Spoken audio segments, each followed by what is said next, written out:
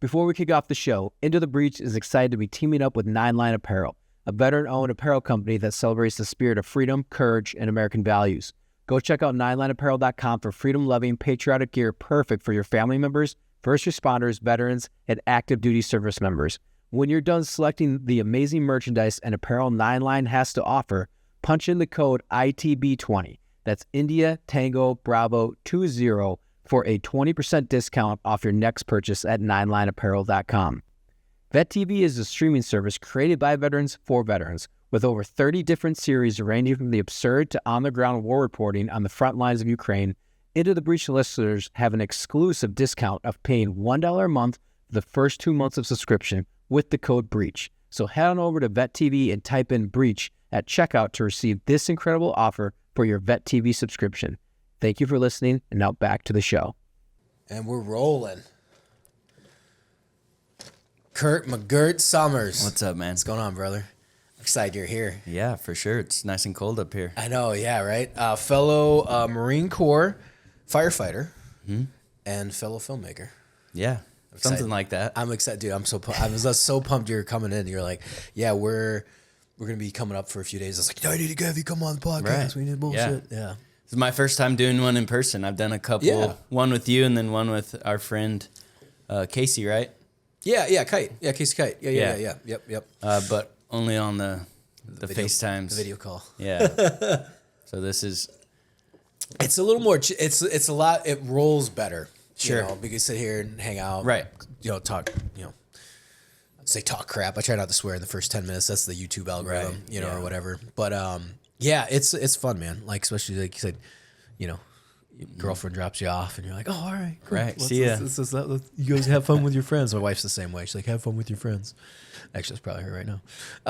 No, man. We'll jump right into it. I want to give the backdrop to your story because you are now you work for Clue Pouches, but you've cut your teeth. First at Black Rifle for filmmaking, and then you moved on to motorsports. You still do motorsports, but you also have an interesting lineage when it comes to motorsports as well. Sure, So that's like I always think that's fun.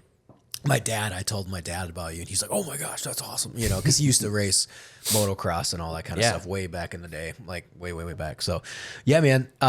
So let's start with Kurt's origin story. Where'd you come from? Where'd you hail from? Oh, I mean, I kind of lived all over the place when I was a kid. I was born in Arizona, which is where I live now. I moved back, but I spent like the early part of my childhood in Arizona, right on the California border. That's where my dad's from.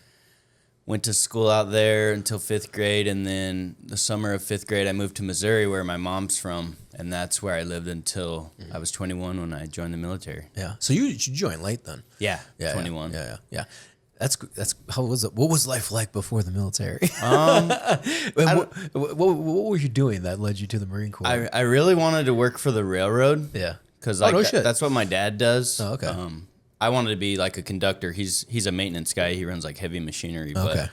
But like I knew the money was good. I knew the retirement was like really good. Like if you didn't know this, railroad retirement is what Social Security is based on. So like it was first, and then they used that to structure Social Security. That's awesome. My wife's grandfather worked the railroads, Yeah. so he was like big advocate for like end up doing the union thing and then doing some other stuff with it. Yeah. But so I went to this school in Kansas City that's a railroad school. I think I was probably 19. It was 2011, so no, I was 20. No. It was the summer, so it was before I was 20. So yeah, 1920 I went to this railroad school. Did all right, got an interview at the end of the school, but just didn't get the job. And the one thing with the railroad interviews is if you don't get the job, you have to wait 6 months until you can interview again. So I did that a few times and just got kicked down the road a few times. And the guys from my class, a few of them were military, and they immediately got hired. Yep. Because obviously, they're mid-20s or whatever, 30, and they have some life experience, and I'm just this kid. So what experience do I have? And I just saw that, and I think I kind of just got fed up, the typical ready to get the hell out of home, away from home. I had a friend leaving for the Marines. Yeah. I had a few friends that had just joined like a year prior, so I had been talking to them like, how's their experience going? And I said, hey, Talon, what are you doing? What's your recruiter's name? And me and my friend Talon went to boot camp together in 2013. 2013, okay. So you're like, you're rolling into, I was gonna say the end of the GWOT because that technically didn't end until 21, but Right. like, you know, you're getting in. What was the experience like? You're like, oh man, you know, would you plan on going in to do the railroad after then? Like, was that you're like, I just need to do this stint, kind of get some bearings, and then roll out after that. Yeah, exactly. Like I was never gonna do more than 4. Like that was just get some life experience, you know. Yeah. And it was interesting because all those guys that I had been talking to that were like a year ahead of me, they were all infantry, and like not one of them was like, like they weren't like, we love it, you know. They weren't necessarily saying that they hated it, but they weren't like, it's awesome, like do it. So I had a pretty high ASVAB score, so I was like, screw it, I'll go air wing and like just see what happens. And I went into boot camp thinking I was going to be an ordnance guy, like putting bombs on planes or whatever. Yeah. And week 11 or whenever they read your name and your job in boot camp, it was 7051 crash fire rescue, and I was like, what the hell is that? Did you go under general contract then? No. I went under like 7,000 series. Oh, so that was just under 7,000 series? So I guess what happens a lot of the time is like the ordnance guys or the refuelers. Yeah. Ordnance, refuelers, EF, which is the guys that like set up the airfields, and crash fire rescue are all in that job code, I think. So you can go under that, and then you just get shuffled into one. Okay. And most of the time, the guys want to be crash fire rescue, and they get put into ordnance or refueling or whatever. Typical Marine Corps. But I was the opposite. Yeah. I had buddies that did that. They were like, I love the recruiter like, oh, go under general contract, and then when you get to boot camp, you can choose your MOS. And like, I had friends that I literally served in Afghanistan with. He's like, I showed up and I was like, I want to be infantry in there. Like, he's like, what are you talking about? He ended up being supply. Right. But like, my brother's actively like in the DEP or whatever they call it now DEP program for the Air Force. Yeah. And he wants to be CCTs. But I'm like do it. Like, go for that. Like, it's going to be very hard, but like make sure your recruiter isn't BSing you, you know? Like, yeah. Like, have someone look over your stuff. Like, make sure they don't have you going to be a freaking MP or something that you don't want to do. In this generation, if they're looking for it, they can find it. Right. You know what I mean? Like, there's so much more information out there now. For sure. And like, you could like hit me up on Instagram or or somebody be like, oh, he was a Marine. He posted it in his, hey, what was it like? I've had a few times where people were like, hey, what's it like? I'm thinking about joining. Like when I did the Anti-Hero podcast and a few other bigger podcasts, there's a few that DM me, some kids that were like, hey, I was thinking about doing Scout Snipers. What do you think? Doesn't exist anymore. Probably. Yeah, it doesn't exist anymore. Yeah. That was a few years back. But yeah, I think back 2013, I don't know how much information was out there, but now it's insane. But when I joined in 2005, it was like when he's still my good friend. He's a gunny in Yuma now, actually. But I was in boot camp with him, and he was there to be crash fire rescue. Yeah. And so I was like, hey, De La Rocha, like, what is this? And he's like, oh, it's like smoke jumpers. It's like PJs. And it is nothing like that. But yeah, so I went to boot camp 2013. So all of the DOD, all of the armed services, they go to the DOD Fire Academy in San Angelo, Texas, which I like to call the butthole of Texas. Yeah. It's awful. It's a horrible place. But I was there for the Fire Academy right in the middle of summer, right in the middle of Texas. It's rough. Yeah, it was rough for sure. Like there's a stretch called Hell Week, and you don't take your gear off outside like the whole time. But so you're basically Navy SEAL after that. Yeah, for sure. Hell Week. We'll put that out there. Crash Fire Rescue says he's Navy SEAL. What do you think? Please don't. But it was a good time. Yeah. Like, freaking, what was I saying? Oh, you were. So I was at the Fire Academy. So I get through that. I think it's about 3 months. It's a pretty long process. And you get certified in everything: firefighter 1, firefighter 2, hazmat, aircraft firefighting, and there's a few more in there, like basic lifesaver. I think you don't get EMT, but at the end of it, they read where you're going, right? Probably like in any MOS school. Yeah. Like, here's where your unit is.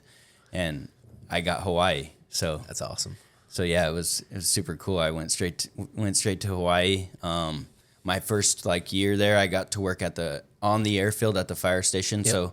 So any active airfield anywhere, whether it's civilian or military, typically has a fire station on the airfield. And I got to work on K-Bay, Kaneohe Bays. It's right on the ocean. Like you look out the doors and you look straight at the bay. It's crazy. It's no better duty station, No. especially coming out the gate. I was the same way as my listeners. If you're anybody that's coming back to the show, same thing, man. Like Hawaii was like, oh my god, and then we got there. It's like, this is amazing. Right. Like it's like the base is it's small too. Yeah. And it's like less Marine Corps-ish because it's in Hawaii. Right. So they have Aloha Fridays. You're allowed to wear flip-flops at the PX, which is any ridiculous point of fact is like you go to California, you wear flip-flops, they'll crucify you there at the PX, some sergeant major. But yeah, it's an awesome. And then I remember that air wing because we would fly into that airfield or that airstrip after deployments and stuff like that.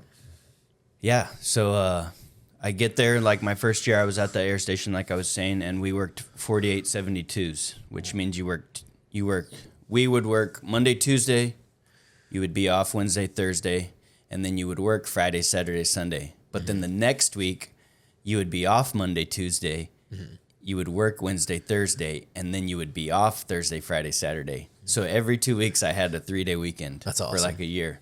And do they mess with you much? Like, what's the culture like there?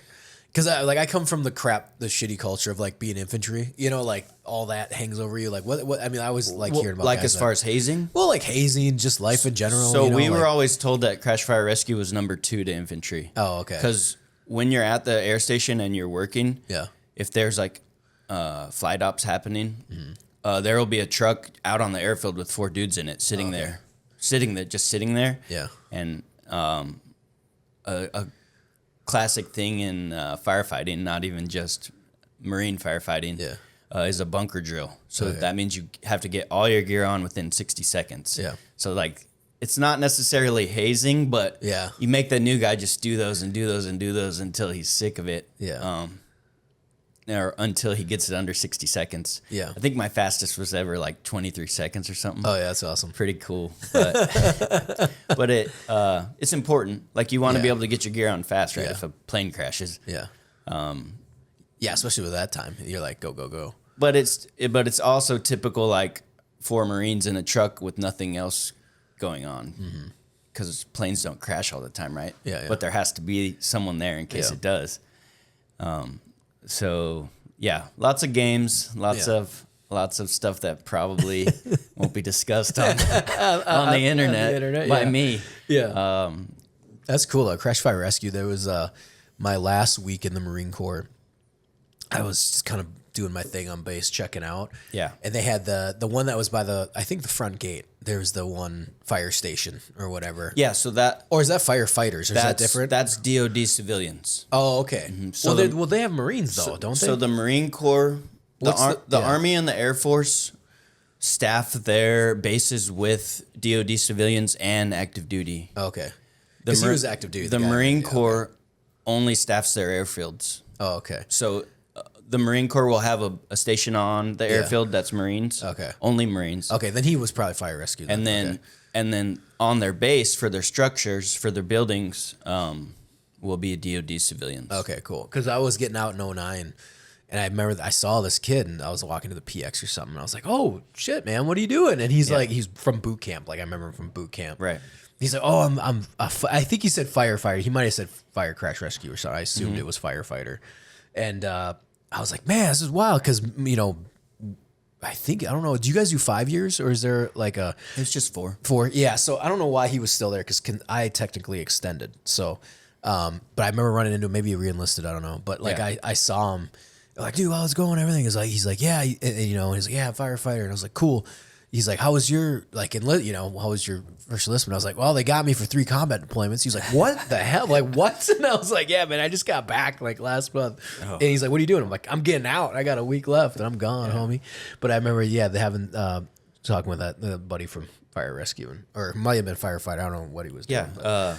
He could have been like another job and then he washed out or something. 'Cause, like, one of my best friends from my time he was a recon guy, and I think he just didn't, like, he got to Pendleton or whatever into selection, and he just like, this isn't for me. So they gave him a different job and they gave him he was just a boot camp Marine. So I was like, that's the last time I saw him. I was like, which is also weird if you're in your, I don't know, you're in your 4th year. I saw I kicked myself for not going, like, running at him or running over to him, but I saw my green hat, who I kind of looked up to a little bit. Sure. We had 2 kill hats, right. And it was Staff Sergeant Diorio, and one of my good friends, Dave Young, he was Staff Sergeant at the time. Now he's like a Chief Warrant 4 or something like that. He's like one of the, and he knew him, so we were on the Afghan deployment talking about boot camp, and so he was there when I was there in boot camp, but he was in a different company.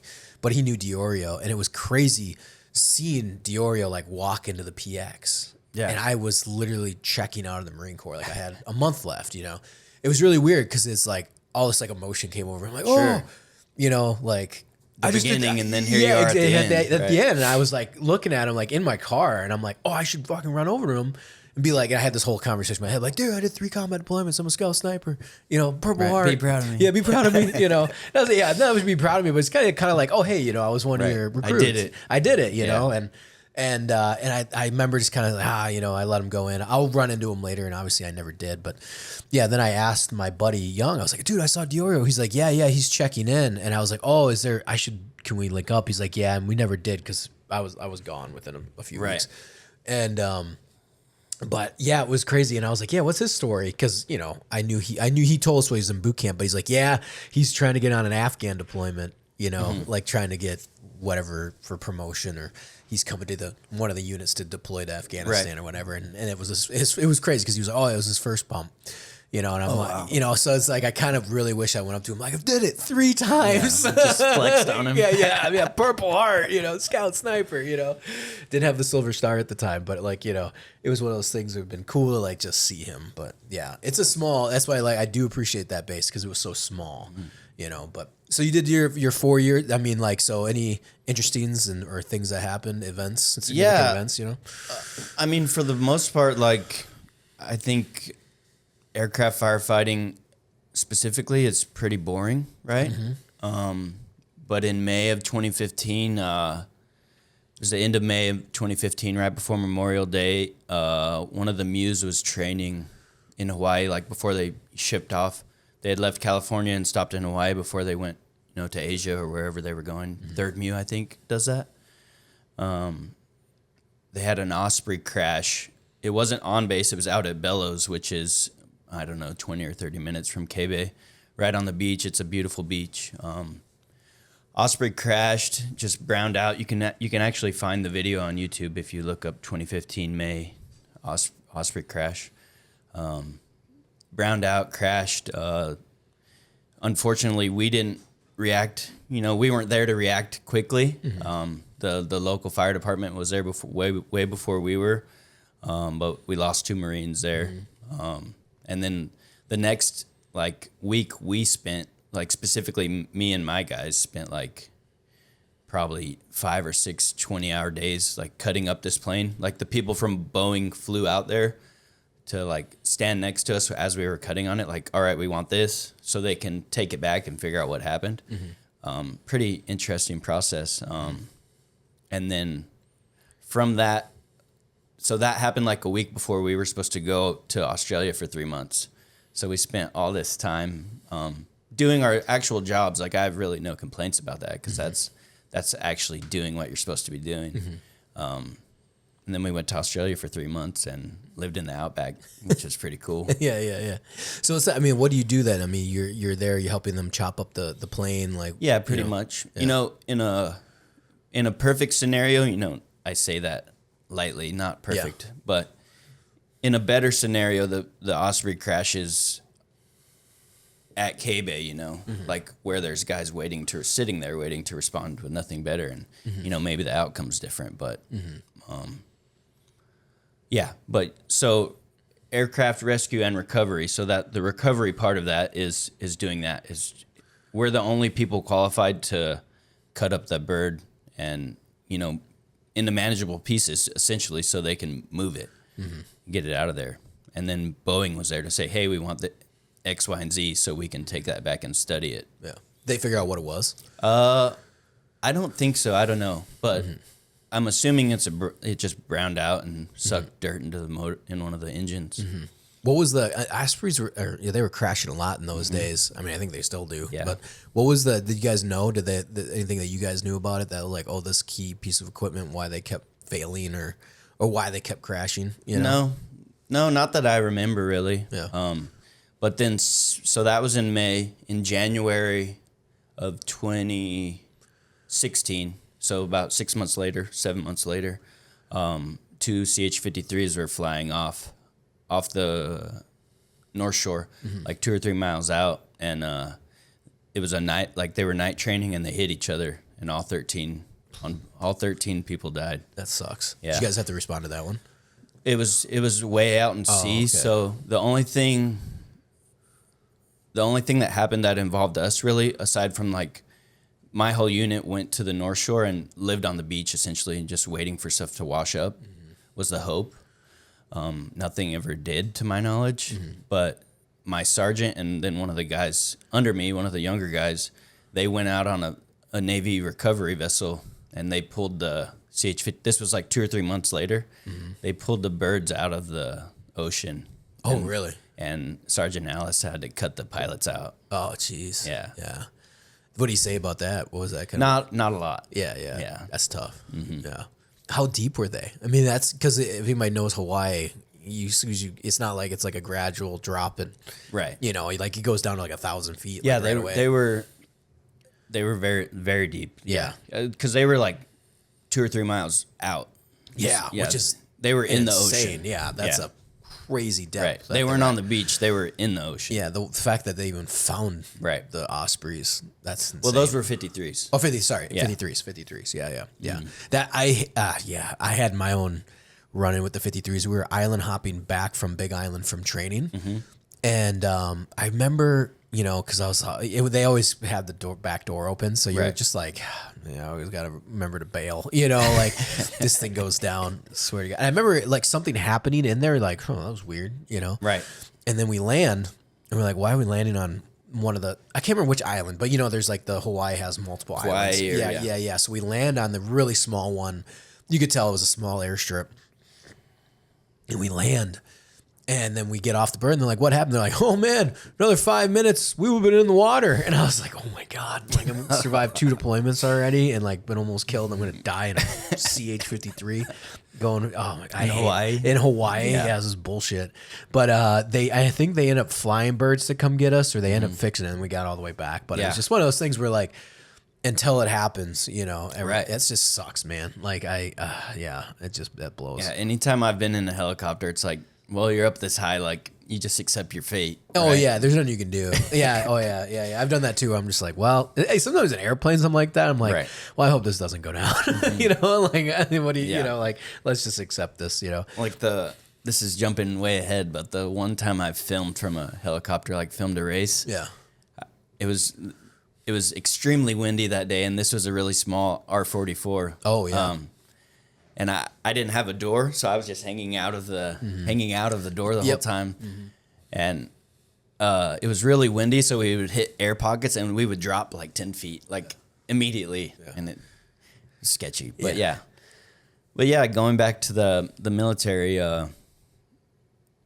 those CH-53s crashed, and that was right at my year left mark, essentially. Yeah. So that happened, and I kind of just skated out from there. Yeah. Well, you guys went to Australia after that. Well, no, that was Australia was between. So sorry, the yeah. Osprey crashed in May. Yeah. We immediately went to Australia for 3 months, Yeah. and then we got back, and then in January those 53s crashed. Damn, off the North Shore. Did you guys go up to what beach is that? Waimea? Waimea? Is No. that someone or where was it? We were literally like in town on the bay.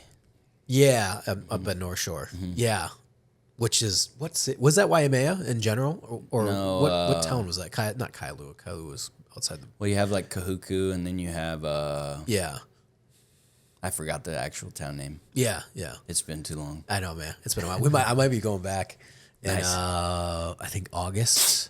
We have to sign the contracts with a company because we're doing this new Battle App series that comes out next month with Yeah. soft launch already. I'll show you.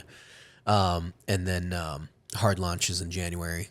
And then we've already done 3 seasons, but then we're doing Montana, or this next one is Texas, Midland, and then Montana, and then Hawaii, and then back to North Carolina again. So like once every Right. 2-3 months we go. Anyways, but yeah, I was like, oh, back to the old Kahuku stomping ground or for something sure. or whatever. I don't know what we're doing, but yeah, it's pretty wild. I mean, that's crazy though. I mean, especially with like helo crashes, man. Like Yeah. I don't even know. Like a plane crash, you can at least glide that thing down, man. Right. Helos are just like strap in, good luck. Yeah. You Well, know? they hit it. They struck each other. Oh god, yeah. So- Which is like even worse. It wasn't Yeah. even mechanical. Right. You're just like, ugh, yeah. I I hate, believe they struck each other. Yeah. I mean, it's been 10 years now. yeah. That sucks though. I'm pretty Yeah. sure that's what happened. Yeah. Yeah. So what was your kind of like your plan then getting out? You're like, hey, I'm gonna, Well, so like I mentioned, the DoD Fire Yeah. Academy gives you all these certifications, and Yeah. they transfer straight into a federal civilian career. So that's what I did. Like at my 6-month mark or so, I started applying to federal firefighting jobs. Yeah. So firefighting on base. And I got ended up getting a job at Lackland Yeah. Air Force Base as a G6 civilian. So I moved from Hawaii to San Antonio. You like the South though. You like this. Or Yeah, I shouldn't yeah. say South Texas, I should say, yeah. Yeah, I do miss Texas. Yeah. Yeah. I can't do the weather. Yeah. I mean, I love the culture. I say everybody, Sure. culture's awesome. Love Texas. Love San Antonio. Yeah. August in San Antonio I is hate awful. the weather. I hate the landscape and I hate the Yeah. the weather. I can't do the desert rock looking crap. Like Mm-hmm. I was like, no. Yeah, so I get out of the Marine Corps and figure like a civilian job with the Air Force is going to be awesome. Yeah. At Lackland, which is it's where their boot camp is. It's one of their biggest Yeah. bases. And unfortunately, all my thoughts about it weren't correct. It was a really old department. Yeah. All the guys were, most of the guys were within like 10 years of retiring, so they had already been there 20 plus years. Oh yeah. They worked 24 on, 24 off, which Yeah. is the worst schedule you could possibly work. Yeah, really. And which is crazy to think about because I mentioned earlier, like the Marine Corps, I worked 2 days on, 3 days off. Yeah. And I had a 3-day weekend every other weekend. So I thought it would be something like that. Like I never even thought to ask what their Yeah. schedule was. Yeah. Which is funny because you're like, you think the Marine Corps would have the crappy schedule compared to Exactly. like civilians. Exactly. Yeah, it's got to be better on the In the civilian Air side. Force, right. Yeah, in the Air Force of all things. Yeah. Yeah. So I did that for a while, and my time in the military, of course, like I started drinking coffee. So wasn't like heavy into coffee like I am now, but I would drink coffee pretty regularly, and found this brand called Black Rifle Coffee, Yeah. through their Instagram ads or Yeah. Facebook, YouTube, whatever. Yeah. So I had become a big fan of these guys. Like I was already like buying their stuff regularly. Yeah. And I started in Texas at Lackland, I think in April or March or April of 2017, which is right about the time that Black Rifles moved there. Yeah. Literally within like a month or two of Yeah. me being there, they moved their operation there, or expanded their operation there, Yeah. I should say. So a couple of years went by of me just like being a fan, whatever. I don't even think I knew they were there at the time. But I ended up taking later on, like in 2019, I ended up getting a customer service job in San Antonio with Black Rifle. And that was right about like June or July. I started that. Yeah. 6 months into that, like I was still doing firefighting, working 72 hours a Anything week or specific? whatever. Why you did customer service? Like, Because I knew a guy, so like okay. through like one of their Facebook groups, his name's Trey. He's still a good friend. Yeah. he had got into customer service, and they were still really small. There was like 100 employees total. Yeah. And they needed help, so I took the job. Nice. You know, it wasn't part-time because I could do it at the fire department, and I was doing customer service while I was at the fire department. So it was pretty cool, I guess. Yeah. You got to double dip it or whatever. Yeah, double dipping for sure. Yeah. And then about 6 months into that, their production assistant, he ended up leaving. Like, he didn't want to work there anymore. So there was a few guys like higher up the chain that knew that I was like working on my marketing degree, and obviously from customer service, you have a really good understanding of the product and the brand. So I had no media experience. I had no idea what anything was. But they ended up taking me on, brought me on. Me and another guy were hired, our good friend Ronnie. Right, like December, January, like first of the year we started. Yeah. It's like right for COVID, right? Yeah. 2020 or Yeah. Yeah. Yeah. So me and Ronnie's first big event that I remember was we had to take a load of stuff in one of the vans from San Antonio and drive it all the way to Vegas for SHOT Show. Oh, okay. Yeah, SHOT Show would have been January. Yeah. And people were just talking about this China virus, like excuse me.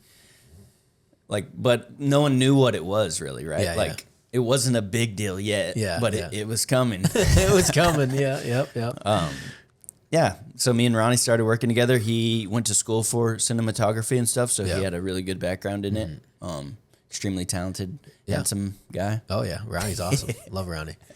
So you were going to school for marketing? Marketing. Yeah. Did you finish that degree or okay? Yeah, I have my marketing degree. That's right. Did you finish that after?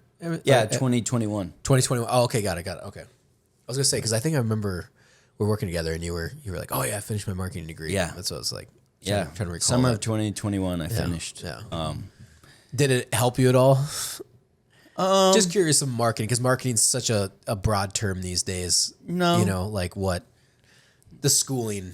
No, especially in that era. Well, I mean, because like what I do now is technically marketing, but nothing I went to school for helps me with content creation. Yeah. I truly wish like I always think about like what would have happened if I would have gotten the camera stuff and YouTube, you know, when I was in high school. Oh yeah. 20 years ago, you know. Yeah.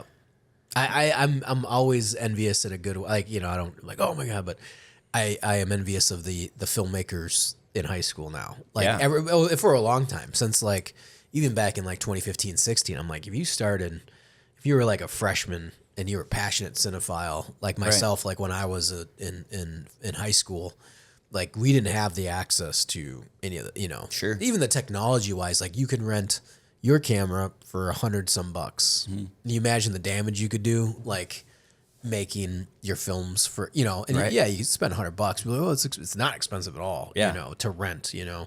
And then also, I was talking with a buddy, his son, I should say a buddy, his guy I was working with, and his son is really getting into this. So that we did the first shoot in North Carolina with this recent series, and then the kids were like hearing about it, and so then they came to the second shoot here in North Carolina, and we had the Ronin 4Ds, you know, and they got their gimbal. I mean, it's crazy, the technology in general. Like, oh, we're gonna build a really, really good camera system with its own gimbal. Those things are heavy, dude. Though. Yeah, we had the Easy Rig. Yeah, dude, I wasn't gonna run around. You have with that. Arm pump in like 3 minutes. Oh my God, yeah. And I tried. I was like, nope. I was like, easy rigging it. I was like, I'm too old for this. I'm in okay shape, but I'm not in that great a shape to be running around, you know. But anyway, so his kid though he was like, yeah, he's using DaVinci, and I was like, Resolve? He's like, yeah. I was like, well, that's really good. I was like, that's what everyone's going to. Sure. We use Adobe, and it's free. And well, he was he was free, and he was having a blast, and I was like, well, the full version, which you can do amazing stuff with, is $300 some bucks, and then it's good for life. And he was like, "Oh, I could get that for him for Christmas." You know what I mean? And it really is. I mean, the power that DaVinci Resolve full license, one-time license, and it's like I haven't taken the dive yet. I haven't either, man. I haven't either. I know I need to, but it took me so long to learn Premiere and like be comfortable with it and know what I was doing and like know where I was going and I needed something. Like, But everyone says DaVinci's like easy to use. It is. Well, that's what everybody says too. And I'm like, I would switch over, and maybe when I'm out of maybe my next creative series, that's not literally handling 14 GoPros and like 2 Ronin cams and like 3 like legit like that. I have 16 cameras, 17 cameras. Yeah. I was like, I know how to nest. I know how to do multicam. We know how to like workarounds in Adobe. I don't even know if DaVinci can handle that. Yeah. Or at least I can't like take a week to learn. Like we're on a schedule, you know? Right. But yeah. Anyway, so no, I agree with you, man. Like I'm very envious of like the kids coming up that are just like, dude, you got everything at your fingertips. Like in a good way. I'm like, that's amazing. I mean, I'm it's awesome that even at our age that we have, you know, guys back in the 90s didn't have this type of, you know, you know, like, I mean, everyone could say that about something, right? Yeah, about something, you know, it's like you just got to embrace it and run with it. But yeah, I've never had the old high 8s in high school, you know. But yeah, my uncle has one somewhere. I've been trying to get it. Like, hey, can you dig around and find that old handy cam you had, like, so I can have it? Yeah, just like dick around with like, check it out. Yeah. Just take it to a race and like, and see what it can do. Yeah, just rig it onto my rig and have it film. Yeah. You know, get like the wide angle, like fisheye or whatever. Just like, no, those things were cool, man. Like it was a blast. I remember getting the Firewire attachment or like I think it was called DVI at the time or something. And they could, but then it was a 1-to-1. I don't know. Yeah, obviously you're way after, but at one point you had to. You had capture cards. So what you do is it was awesome. Capture another thing. Capture not only video, capture audio at the same time. Yeah, it's good. You know, before that it was just video. So I had a video card that could only capture video, and then it went to video and audio, or at least that's the rig we built. But you'd plug it in, and if you had an hour worth of footage, you captured an hour. So you'd have to let it run, and it would capture that hour. Oh, so no matter what? No matter what. So so if you shot like 4 hours of the footage, you're like, awesome. You'd have to take 4 hours and offload the footage. Basically it's like a screen capture almost. But it's a true capture. But it would just have to run. It would like, all right, time, and then you would hit I remember whatever button, but basically it would run on its own, basically play, and then the computer would then capture it. And then you would have your file. That's what it used to be, man. You imagine what we do now, how much like slow-mo I shoot, you know, like and all this everything, now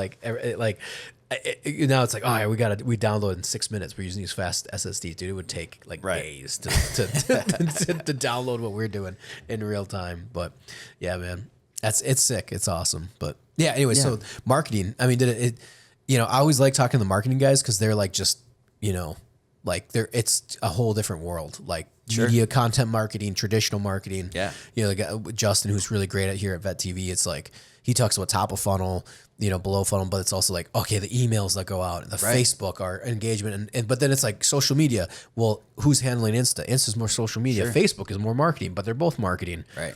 YouTube marketing is much more intense than Instagram. You know, TikTok doesn't work. Ecosystem. Yeah, TikTok and isn't they working. all depend on each other. Exactly. Yeah, and Instagram's working, Facebook, TikTok we're not working. You know, so you're just trying to like figure all that out. Yeah. I don't even know if we're on X. I think we're on X, but like, you know, and X is its own thing too, and it's just like it's insane. Yeah, like TikTok and X. I've made stuff for TikTok, I guess technically, but I don't really mess with it. Like I don't know how to use it. Yeah. Like Instagram is my main. Main feed for sure. Yeah. I don't know if it's generational, but my wife loves TikTok. Yeah. And like, and I was making stuff for, you know, my reels would go on TikTok and stuff, but I was just like, I don't know, man. Like, it's just so much to do. Well, like more recently, the nicotine stuff that I've been doing immediately got restricted. On TikTok? Yeah. Oh, yeah. Immediately. Yeah. But then I would, on the nicotine page, I would post just like girls in bikinis. Like we did a shoot on the lake. Yeah. No problem. For TikTok? Yeah. Oh, so it's like if you show the product. Yeah. Yeah. But if you have girls, just kind of. It was frustrating. I don't understand it. I was like, this is. Yeah. Well, silly. I was talking with Preston Stewart about this, and that's where he kind of blew up on TikTok, and they shifted over to YouTube. And he was talking about just military history. Right. And dude, they were like, you start talking about Germans and Nazis and all that stuff, they like immediately shut it down. He's like, crazy. It's crazy. And I experienced it myself with Drago. He was lived under communism. Mm-hmm. So I that was the first few episodes of the show. So it was like first 5 or 6. So I was like really putting clips from like World War II. He would talk about the war, and then he was born after, and I put the old footage in there, and it was just like it flagged it immediately. Crazy, but it was better enough where they flagged it. You press like the repeal button or something, or appeal button, and then it was like, yeah, you're good. I was like, well, then why did you even, so it was. But weird. now your video is probably sunk, right? Like, yeah, well, I mean, it was months ago. I don't know. I was never a fan of TikTok. Just because I was making reels. The reels were good to go for TikTok. Sure. So it's like, all right, I'll just throw them on. Yeah, exactly. On TikTok, like F it. Like I'm not making things for TikTok. I'm making things for reels and YouTube Shorts. Yeah. Yeah. So, but if you look at marketing, I'm like with YouTube to me, at least in my purview or what we do, that's in my opinion, I got to get on Facebook more. In fact, Facebook asked me to monetize like the other day. It's like, hey, you want to start They send me about 40 cents a month. Yeah. They send me 40, and I don't know 40-cent check every month. Exactly. And I'm like, I don't know if that's through my personal, like I'm trying to I'm like, oh great, I don't want my personal, I want my end of the breach, so I got to figure that out, because like that was in the last like 2 weeks. They're like, hey, you can monetize now on Facebook. Yeah, but the check also comes from Meta, so you're right, I don't know what they're monetizing, what this 40 cents is from. Yeah, exactly. It's like, because I know I'm reposting from Instagram, and that goes to Facebook, and then but I do have a Facebook page, and I need to get it rock and roll, and I was doing it with X. X isn't really, I don't know. It's obviously it takes time to build stuff, but dude, the pipeline for my bandwidth is like going to zero. You know, it's like, have you ever tried like Buffer, like a social posting? Do they post for you? Yeah, like actually post for you. Like if I go on to Buffer, you'll load everything in. You'll set your calendar. You'll put your posts in there. Yeah, and it'll throw it up. Okay, all right. Because I know I've done the pre-plan. I did God, what was it? It was something like Buffer, and then I stopped using it, and then I schedule content. When I remember, like but Instagram and YouTube are my big ones, right? Because I make money from YouTube, like on its own monetization, let alone like a sponsorship, right? Had a few good episodes go, Yeah, and Eli. Well, we're vets, so vets do well. It just does. Like veteran content does well. Guys want, and I think it's cool too, like hearing everyone's stories, and military does well, I should say. Yeah. Eli was right. Eli's like, hey man, veteran. I think he said, remember, and Johnny's like, hey, veteran community just does well. He's like, but in person. But Eli said, he's like, do it in person. Yeah. Do in person. I was like, okay, cool. And then I set up the studio. Because I was thinking about doing video calls. Yeah, here we are. Yeah, exactly. Here we are a year later. I recorded my first episode like 1st December. Oh, wow. And then it went live in January. So as of like officially a year, but like January is my first episode with my buddy Nick Laidlaw. Actually, I think my buddy Luke flew out first, and then Nick, but then Nick's was at first, and then my buddy Luke went up. So right. Here we are. But anyways, marketing. My tangent on social media and marketing. Well, So I got the position with Black Rifle as their production assistant. And it's such a blur, because we were doing like cool stuff all the time, like the Veterans vs. Horror. Like those are probably my favorite, Vets vs. Horror stuff. Yeah, you guys shot that. That's when I met you. Yeah, that's the first time meeting the whole crew down in San Antonio. And that's what anybody knows. We met at Black Rifle Coffee. Yeah. I mean, I feel like I was there for the peak of like their content stuff. Yeah. Well, it was the peak of like, I'm sure some people would be like, well, sure, it's subjective. It's subjective, but I agree with you. I think that was the peak of like you guys shot Predator, didn't you? Were you there when they shot Predator? Yep. That was very early on too. That was like a month or two in. Yeah, and they were doing the sketch stuff, which was good. Yeah, and that was like, but that I agree with you though. The amount of money they were spending, they had done Predator, they did Vets versus Horror. Yeah. Which they brought Corridor in for, and then they did that shoot at the Bass Pro, yeah. And that was a big shoot. Yeah. Like that was a banger year for very high production value, a lot of people. Right, it was, and I agree with you, because they kind of kept doing that slightly, but then it seemed like it started to fracture. Sure.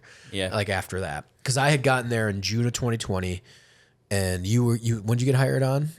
January 20. So you were there. Well, technically that summer before, but yeah. Because I got there in June. Well, I was working remote, COVID, And then I went to Salt Lake in June, shot in Alaska, came back, and then August I went out, and that's when I met like everyone else, you know. And I just was kind of there for almost a I filmed the opening, the grand opening of like the second shop or the first shop, the first flagship store. Yeah. So I shot that, filmed that, and then I filmed that, and that was also like a meet and greet, very much to like. Yeah, we went to the ranch and you did a podcast, right? Yeah, I did. Yeah. God, was that? Yeah.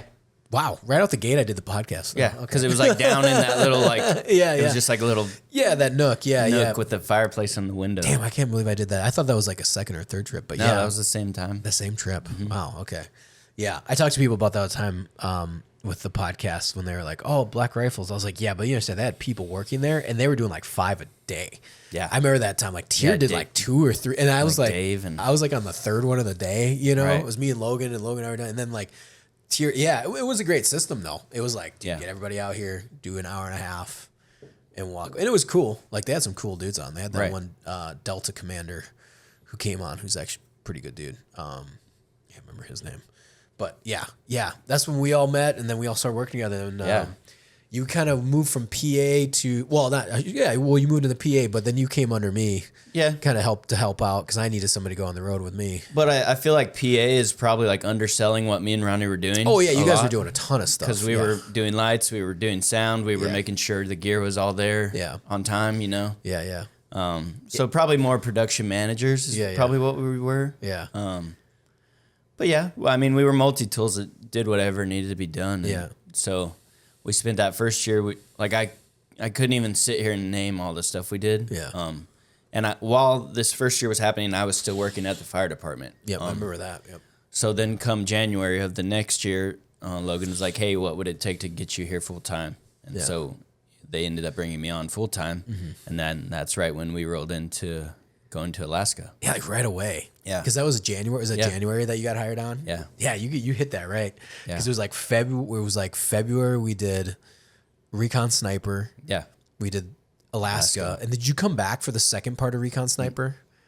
Yeah. Yeah. It was me. That was when Marty, was that? Yeah, it was my birthday.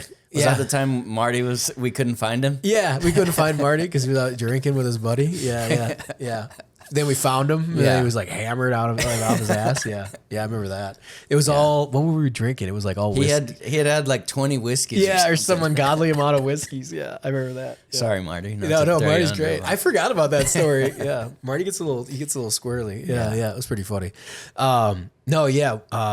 So in that process, then, because now you're, let's say filmmaker. What did you take to it? Because I always like talking with guys that shoot now, and you're doing it for a living, making money. You know what I'm saying? Like I came from the film school aspect, but knowing I wanted to do it since I was a kid. Sure. But people that come in, not only do you like it, but are also making money at it. That's always like the next step is like, are you one, you like it, but 2, are you good enough? And then 3, are you good enough to make then money at it? So how did you, what was it like kind of going, like figuring out yourself, like, hey, I want to do this. Like I want to, cut my teeth. I want to be a filmmaker. I want to, or whatever you want to call it. Yeah. I throw on filmmaker, but some people are like, oh, I like filming content. I'm a content creator. But it's kind of falls under that bubble, Yeah. That type of videography, people even use that term. Right. Obviously, it was just being around it, right? At a very high level. Yeah. With guys like Eli and Matt and Gallagher and like that whole creative team was amazing, doing amazing stuff. Yeah. So just being around it and like being influenced by it. I started, I think it was the second Vets versus Horror. I started just doing like BTS photos, like, oh, here's a camera, like, go have fun. It was a Sony A7 IV or 3 or something. Yeah. So real easy autofocus, not hard to learn on. Started doing that, and then that kind of just rolled into behind the scenes video. And then that following year, so my second, the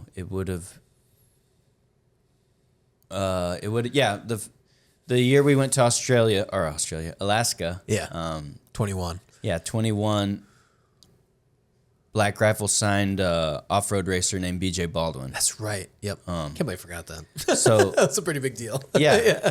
Well, I mean, chronologically, we haven't got there yet. Yeah. But I guess like now's the right time to. We're there now. Yeah, exactly. So we went to Alaska. While we were on that Alaska trip, was right after SHOT Show. I went to SHOT Show that second year too. I'm pretty sure. Yeah, because they interviewed Conor McGregor's coach. Like, yeah, I remember that, and that's when I met Eddie Gallagher. Okay. But yeah, during that whole time, they had talked to BJ. He was ending his contract with his former primary sponsor, and was going to go with Black Rifle.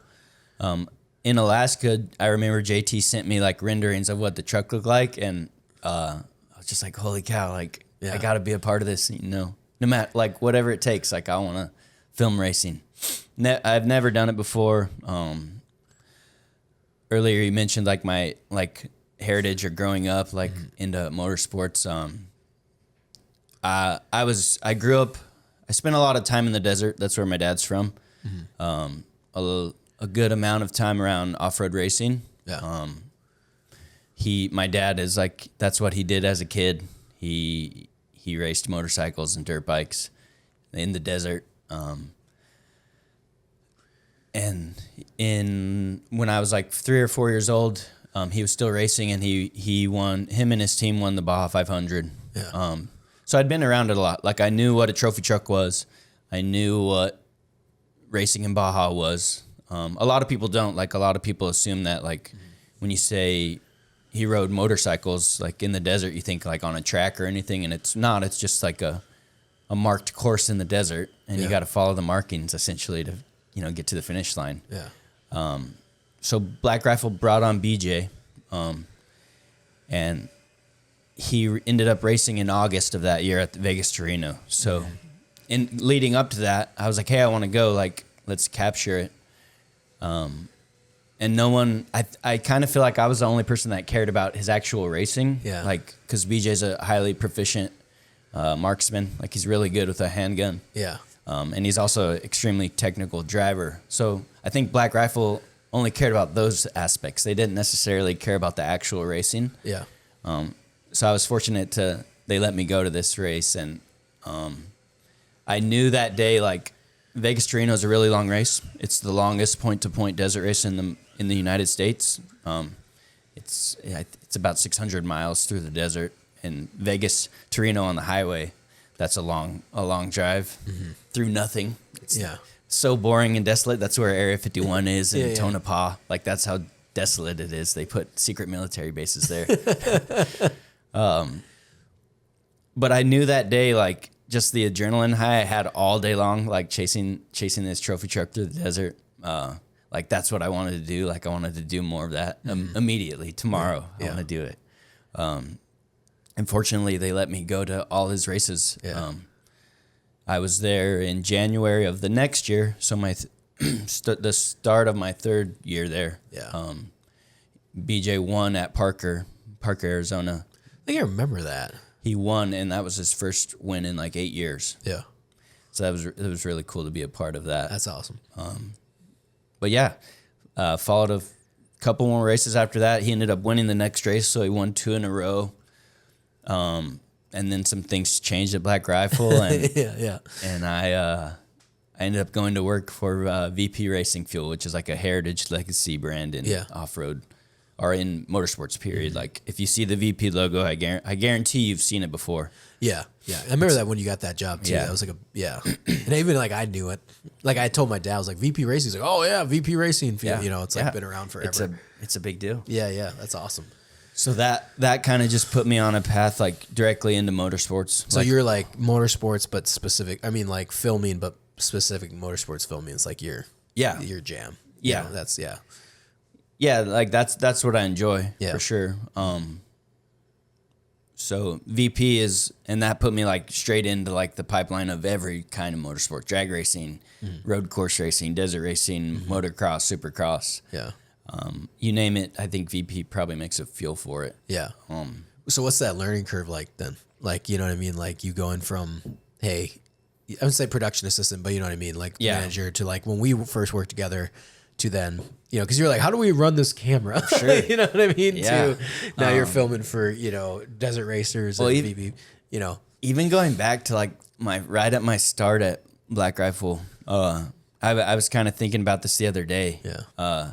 Cause I saw Richard Ryan's Full Mag stuff came up on my feed. Oh yeah. Or someone had shared like a Richard Ryan video of me in the Predator suit shooting the grenade launcher. Oh, that was you? And I'm in the suit. Yeah, yeah. But I was like looking back at it now, like the first camera I think I ever like actually like was responsible for helping with was a Phantom. Oh yeah. And it's like I still have no business around the camera like that. Everybody knows the Phantom cameras were the first one, or I shouldn't say first ones, but they're the super slow mo.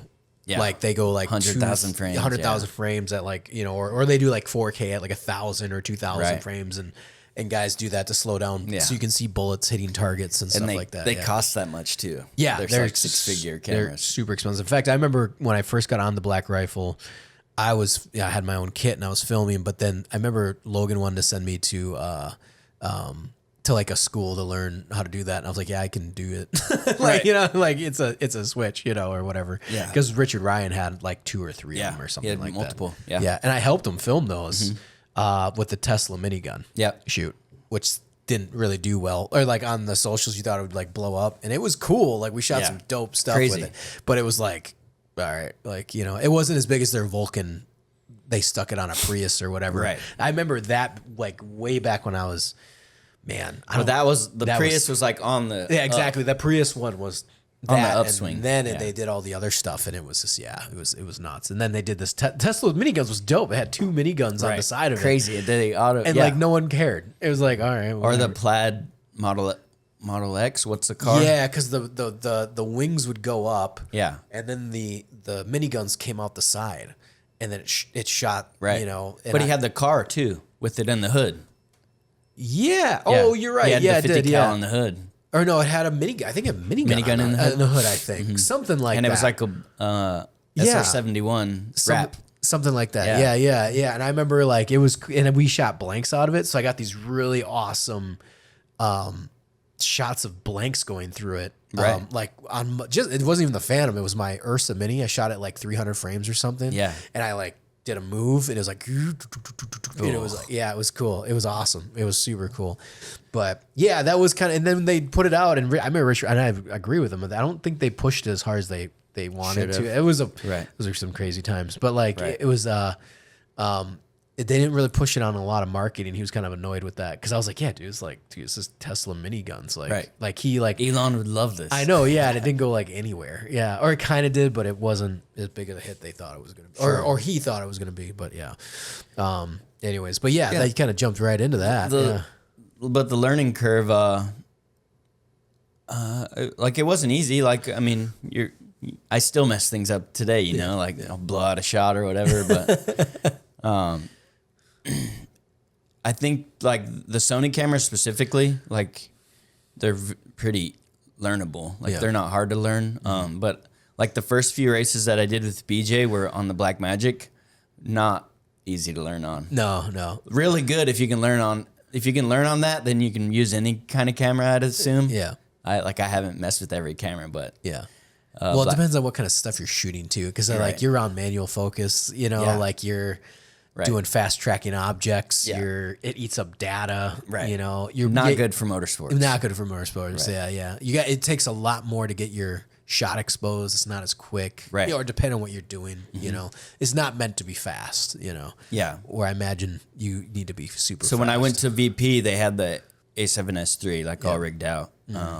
I bought some of my own kit for it, which I 24-70 that I've had for 3 years now. It's still like my workhorse. Yeah, it always is. Yeah, that's a great lens. Yeah. But going into that job, like I was ready for it. Like I knew I was still pretty green, but like I knew what I was doing. Like I knew how to chase a race. It wasn't foreign to me anymore. Yeah. And the Sony system is great. Like I think it's my, like I don't think I'll leave Sony. Yeah. Nikon just put out that cool camera, but I don't think ZR with the red. red codec. The price is nice, but I don't think it's not a FX3 dethroner like some people tout. They're gonna get there. I'm actually very interested to see where Nikon goes because they just threw it in as like it looks like an afterthought. Sure. So what happens on the next flagship? Yeah. What happens when they say, hey, we want to do what Sony does, which is create an actual, I don't know, not camcorder body, but like an FX6. I don't want to say it's a camcorder body, but essentially that's what they were. Yeah. So like a bigger cinema camera. Yeah, like a small body, like cinema body. If Nikon decides to go that route with autofocus, right? Because that's my thing is like, dude, rapid autofocus on red codec. Yeah, that's pretty. Well, they're like, well, the dynamic range. I was like, who cares about the dynamic? Sure. I mean, it's a red codec, but it only has one. Like the downfall of that camera, I think, is it only has one card slot. Yeah, that's what I'm saying. Like people were like, it's a weird. It's like it feels like it's an afterthought. Sure. It's like but that again, and then it's like only $2,000 or $2,200. Right. So and then you see Sony come out with the Sony A5, which is pretty good. Everyone's like, yeah, it's a great camera. Right. But you're like, all right, I wonder if Sony's kind of back on its heels a little bit with the A7S. Well, they need to be. They need to be. For Yeah, sure. I agree because it's like, where are you going to go next with the next A7S4 or A7S4 or the next like FX4? Yeah, FX3 Mark II. Or exactly. Something, yeah. What is next? Because that's all right. Yeah, we're gonna have construction here. They're working on my on my bathroom. I literally told them, I was like, we're recording a podcast episode. Do what you need to do. I was like, don't worry. I've been waiting like months for them to come in or not in a bad way, but they're working. I was like, don't worry about it. Don't work around my schedule. Yeah. So, but for me, it's like, so Sony obviously sees this Nikon. I'm sure they own a few of them. Yeah. That has to make them step up their game somewhere, especially in the price, like $2,200. Like, it's certainly better than the FX30. Yeah. But it's comparable to the FX3 in some ways. Yeah. But $1,000, $1,500 cheaper. Yeah, exactly. Exactly. I think I don't know anything about the rumor mill or anything, but it feels like because the A7S5 hasn't come out, that I feel like they might have been working on something and then that hit. Because that dropped in like mid-summer, I think, or something like that. Nikon ZR or something. Fall, May was fall. And it's been 5 years since, it's funny that we've been working together that long, or, we know each other. It's been 5 years, which is crazy to think. But I remember when the A7S3 hit market, and I was like, oh my God, I need to get my hands on this. And we rented it for the shoot as a backup. I think you used it for some BTS or some photos or whatever. There's the recon shot where I chase the guys through the dark hall and I'm holding it like that. It's a pretty cool shot. Yeah, no, we got some cool shots from that. Yeah. Oh, yeah. And I didn't quite know how to use it as well as I do now because it was like, you got it. And I'm like, I'm not a Sony user. I'm a Blackmagic user. So, but I feel like they are on their heel. They're trying to do something. And the A7 IV is a good match, but like that's a good upgrade, but not to like the pro shooters. Like it's a very good, amazing entry level camera. And you can do a lot with it, but everyone wants to know what's the next, like A3. A whatever, what are you going to do to it?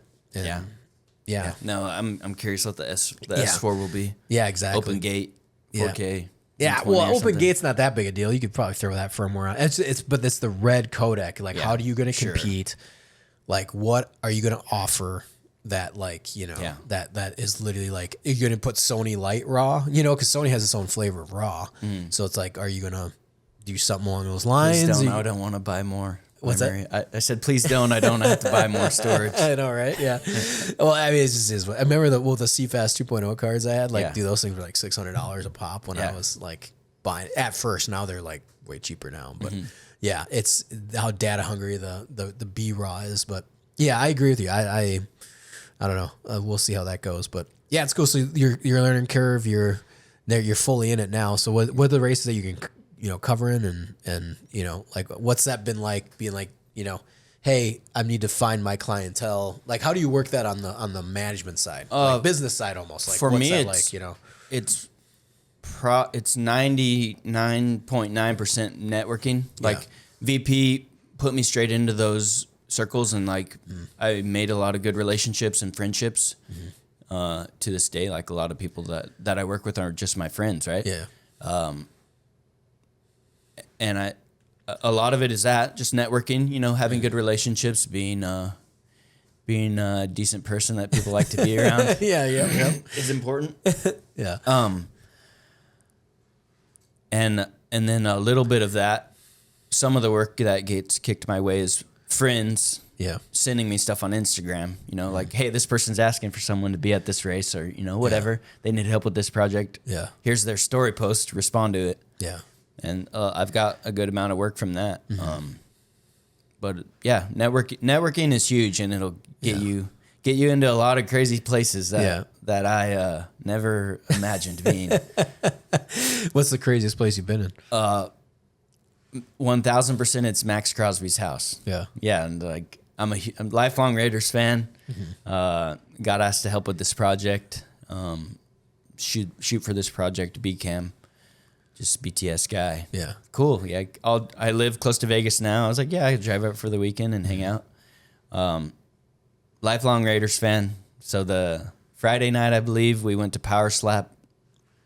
And then Power Slap is a UFC like affiliated fight promotion. After Power Slap, we went downstairs into like this private gambling room. Max Crosby, Dana White, and Taylor Luan. We're playing Baccarat, I think. Max doesn't gamble, so Max gave Dana like 50 grand, or he gave him 10 grand to play for him, because on those really high limits tables, you have to have so much money on the table to play. Yeah. So 50 grand on the table to be able to play. Yeah. So Max was like, together they all had their money out, so they were playing. Max wasn't gambling though. So I'm in this room with, there was a lot of people crammed in there, but I asked the security guy, like, hey, can I get behind the dealer and shoot? And he was like, went and talked to like Dana White security or whoever, and he's like, yeah, you're good. So I got to stand like behind in this by myself over here, like filming That's awesome. And then they played for a while, and I stayed with the group, the two guys that I was there with, like basically held their pockets, because like stuff when they start moving like that and security's involved, like it gets like they don't mess around. Like if you're not in that group, actually, like you're not getting back with them. Yeah. So they moved into this back hallway through this door. And I just like held on, and you just like hold their shoulder, like, no, let me go. I got through. We end up in this back cashier's room, like in the back alleys of this casino, like the secret hallways. Yeah. And it's like me, the two guys I was there with, Dana White, Max Crosby, a couple other players from the Raiders, and Dana took Max's 10 grand, turned it into like 50 or 60 grand, cashed him out, gave him this huge brick of money. That's awesome. And then from there, me, Max, and the two guys I was with have known Max since high school. They played football with him, and that's why I was there essentially. Oh, so you knew them from high school, or No, Max knew the two guys I was with. Oh, got it. Okay. To film for from high school, so he's known them his whole life. Ended up in backseat of Max Crosby's car, and he drove us to the hotel and dropped us off. That's awesome. And then the next, like until that moment, that was definitely like, what the hell? How I'm in Max Crosby's backseat right now? With your camera, just like, all right, But not trying to be a weirdo too, trying to let these friends have their Good moments time. together and not have a camera in their face. Like I'm always trying to be wary of that. And something like that, like certainly don't want to be like a fanboy, like can I have a picture, blah, blah, blah. Yeah. Not a weirdo at all. Not trying to shove the camera in anyone's face either. Because it was, at that point, it was 1 or 2 in the morning, like I'm done working too. Like, unless something crazy happens. But the next day, he invited us to his house. They played horse in his indoor basketball court. Horse. Yeah. And then we did a tour of his house. He was renovating at the time. But like that was certainly crazy. Like in terms of like how am I here? Like I don't know that you beat that. Yeah. Because it was cool. That's pretty dope. Yeah. Well, that's what I say. That's like, and for them, I'm sure that was like a normal Saturday night or whatever. Sure. You're like, oh yeah, this is whatever we do, you know. That's crazy, man. So then, when you do that was the friend of or networking. What have you done like on the racing side? That's been kind of a pinch me moment. For me, like a bucket list moment was experiencing the Baja 1000, which is the longest point to point. Excuse me. The Baja 1000 is the longest point to point race in the world. So from point A to point B in one single day, it's the longest race in the world, and it's always been like a bucket list to go down there and do that. Fortunately, last year, from a guy that my dad raced with back in the late 80s and 90s, he still races, not quads anymore, he races UTVs. And he's top 5 guy. He's still extremely competitive. Yeah. He asked me to come down with him and shoot for one of their sponsors. And so I got to shoot the whole series in Baja. That's awesome.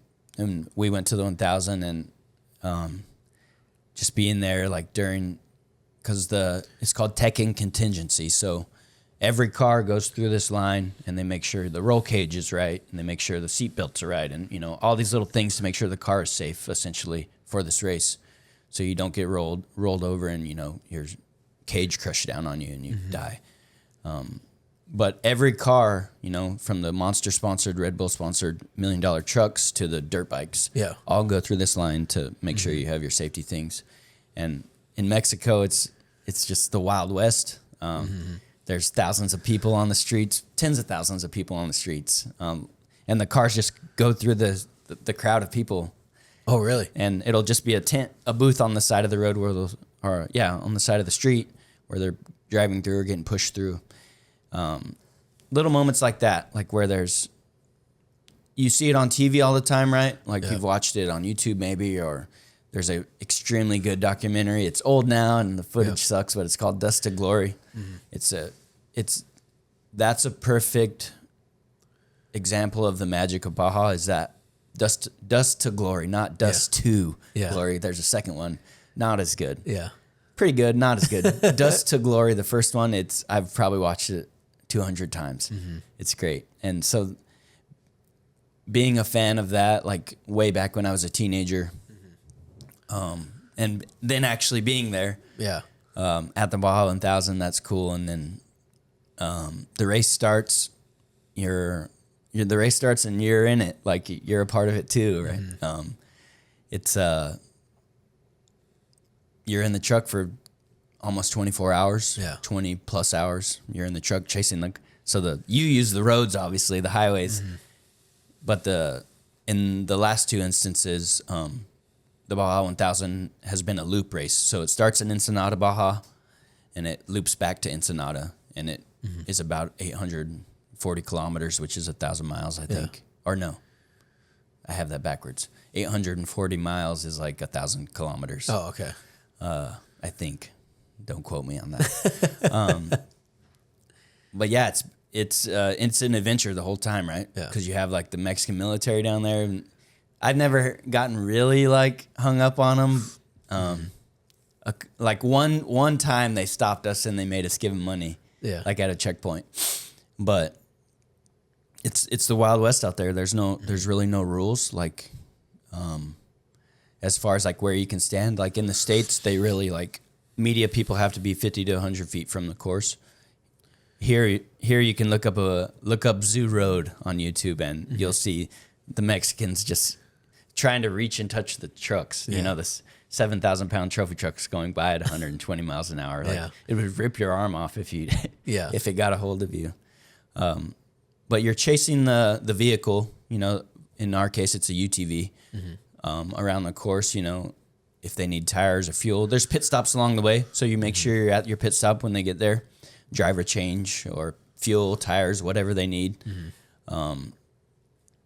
So last year, the first time I had been to the Baja 1000, we were in second place at about the halfway mark. It had just got dark. Jamie had just got in the car for Mike, so they swapped drivers about every 300 miles or so. And Jamie, we're in second place. We're doing extremely well. Like vibes are high. Yeah. Jamie gets off into Matomi Wash, which is about halfway. The halfway mark, it's on the the Gulf side of Baja, just south of San Felipe, if you're looking on a map. And he double flatted. He hit a rock, and he got 2 flats on this. He flatted both sides of the car on one rock. Yeah. The car only has 1 spare, so he had to turn around and come back to us. Thankfully, we weren't far away, so we got him his tires, and now he's lost a couple of positions. Whoa. There you go. There we go. Shouldn't last too long. The professional of them have been to the breach.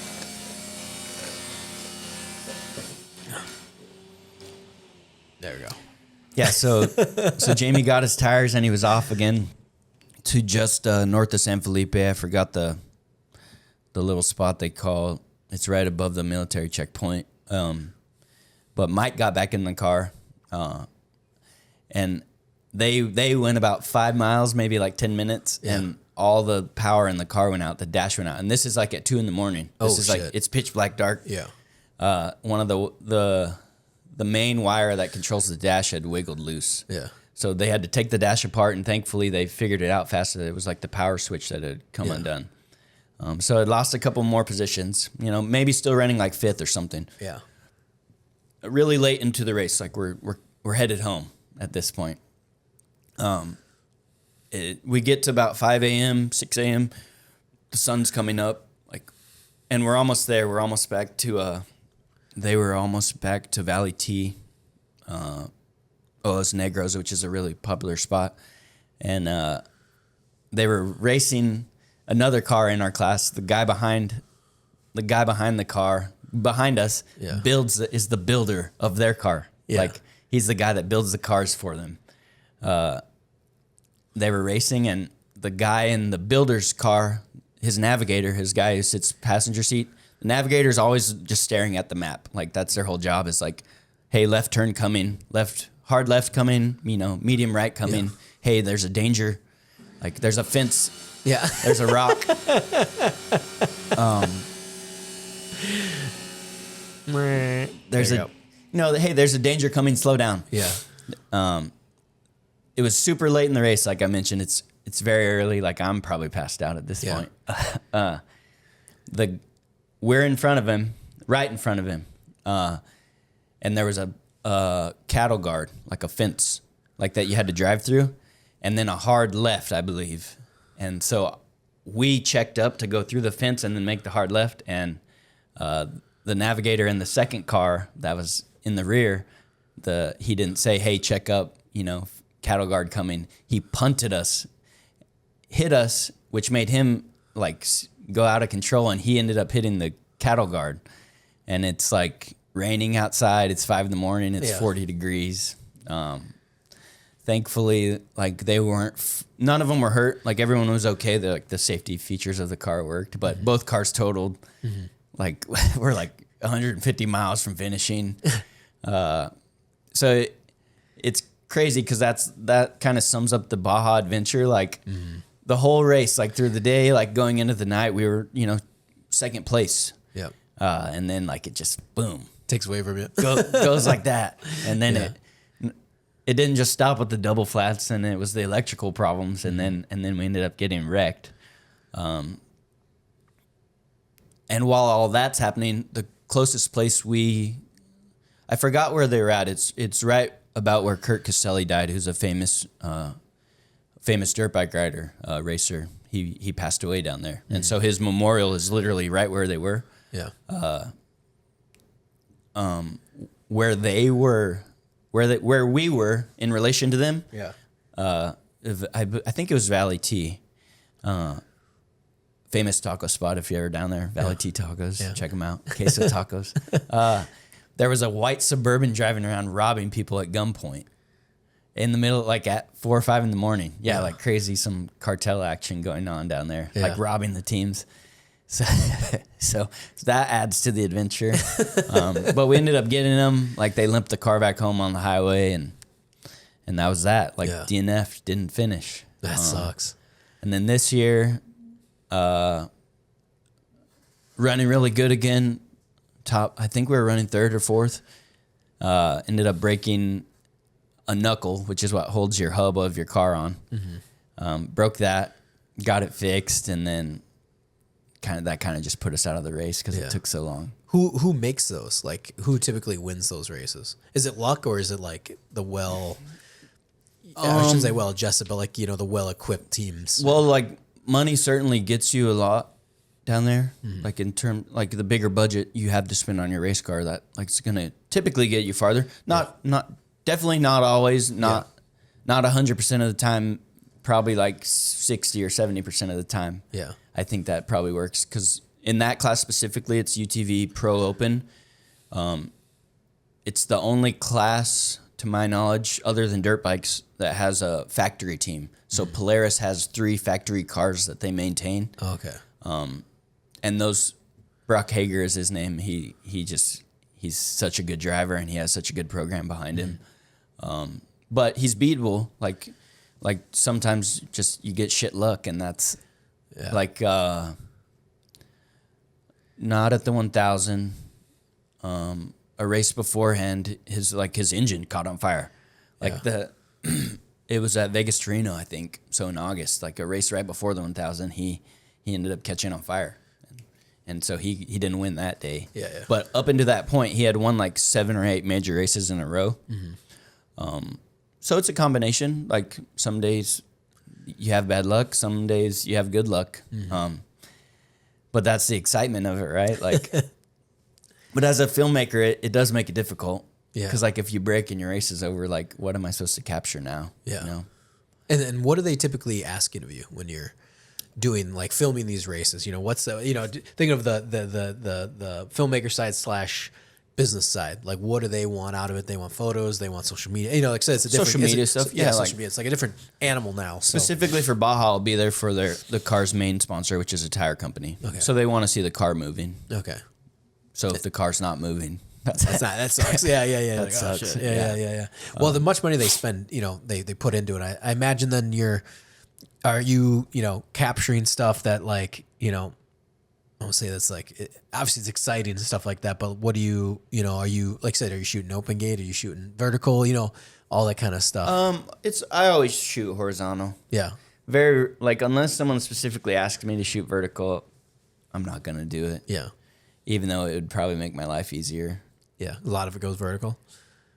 For them specifically, all of it does. Oh, yeah. So I might as well, but then I have to like re-rig my camera and I'll just crop That's it. what you probably want. You're like open gate, Right. like you just reframe it. I shot open gate, or not open gate, but I shot like 8.4 or 4, whatever it is, 4.3 on the GoPros. I was like, oh, this is pretty nice because you get the full square.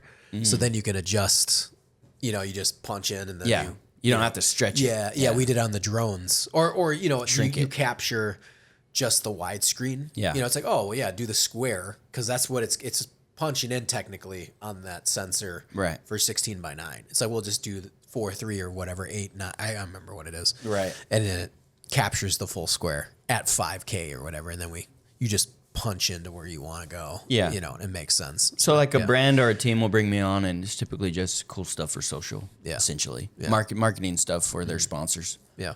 Is that it's like says it's just their main ask is just we want to make sure we got some sweet verticals, slow mo. Unfortunately, there's not a lot of feedback or like what I give to them is typically what they wanted. So like I don't have a lot of back and forth and no revisions typically. That's awesome. Yeah, Are they fun and easy to work with? Yeah, for sure. Yeah. Like you have to like on a long race like that, you have to be with people that you like. Yeah. There's no way you want to be in a truck with 3 other dudes for 20 hours. Yeah, like you that would be miserable, dude. Yeah.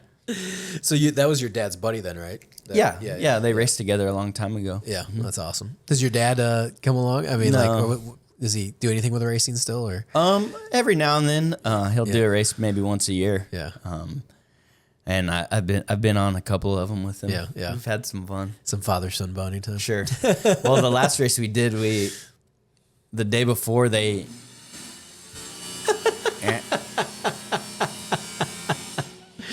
They're cutting tile for my bathroom, my shower. It's typical way I knew this was gonna happen. I was like, it's all right though. So you got an hour 23 in. So we're All right. fucking crushing it. Yeah, the last race my dad and I did, it was a 2-day race in Laughlin. The first day, him and his childhood friend did it. Yeah. They ended up rolling the car, not in a serious manner, just the drive shaft broke, or the steering shaft broke, so he couldn't steer the car. Yeah. And they just used they were far enough into the race where they were using the ruts of the infield to steer the car. And ended up rolling it, got a bunch of dirt in the microphone, like where your helmets plug into the comms. Yeah. So the next day, me and him got in the car, and it was just like squealing, like we couldn't talk to each other at all. Yeah. So I spent the whole morning like doing hand signals. But yeah, it was fun. We ended up winning, so that was cool. That was cool. Yeah. That's awesome. Hell yeah. But yeah, I've been doing racing stuff. Yeah, what's going on now? 2-3 years now? Yeah. Yeah. Yeah, 3 years. Well, VP Racing, that would have been 2022. That would have been like June or something, right? Right. Yeah, May or June of 2022. Yeah. God, it's been 3 years already. Right. Yeah. Like in a month from now, I'll be at King of the Hammers for 10 or 12 days. Just out in the middle of a dry lake bed. That's awesome. It's awesome until that 10th or 11th, 12th day. Yeah, you're sick of And it, you're just like, I hate it here. Yeah. Like last year, I was over it. I left at midnight. Like Yeah. I drove home 3 hours. Yeah. Like I was like, I'm not staying here again. Get me out of here. Yeah. That's cool though. So then you're moving and moving. So what's the kit that you like using? Like A7 S3. Are you long seeing a lot of stuff, or what do you? Yeah. Well, I only have a 200, so like I could rent a 600 if I wanted to, but 200 gets me by. Yeah. Especially with 4K, so Yeah. just crop in if I need to. Yeah. Yeah. You guys kind of like, is there a group of shooters that you see at race to race Yep. to race and stuff Yep. like that? There's So the you become same friend- the same crew that I always were around, and it's friendly. Like no one's. A lot of the time, like I'll.